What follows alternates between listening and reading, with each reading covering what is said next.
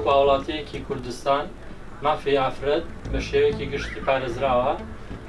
ئەرکی ڕێکخراوەکان و حکوومەتیشە مافی ئافرەتان بپارێزن. حکوومەت بە شێوەیەکی گشتی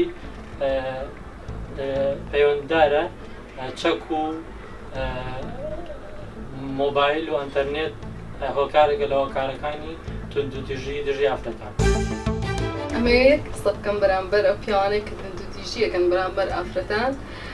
بیر لێوە بکەوە پێش وەخت کە دەست لە ئافرەت ڕاکێشی ئەو لێ دێ ئافرەت دایکتە، ئافرەت کچتە، ئافرەت خێزانتە، ئافرەت هەموو ژیانتە کە تۆ هەموو ژیانت لە دەستدا تەواو ئیتر بۆچی ئەژی یانی. بالنسبة للتوندوتيجي للاي بوني افراد طبعا تشتكي غلطة لجيانا مروفدة و افراد شي ويجبو خوشيا جياني نجبو توندوتيجي ولي خصنو افشانا شي ويه لازم توزكي ناف الشرق الاوسط بالشكل عام افتشتهاني بيتش على سركردن.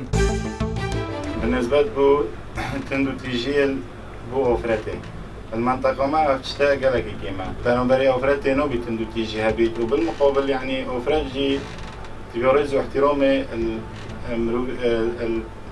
المروفي خو بقريت.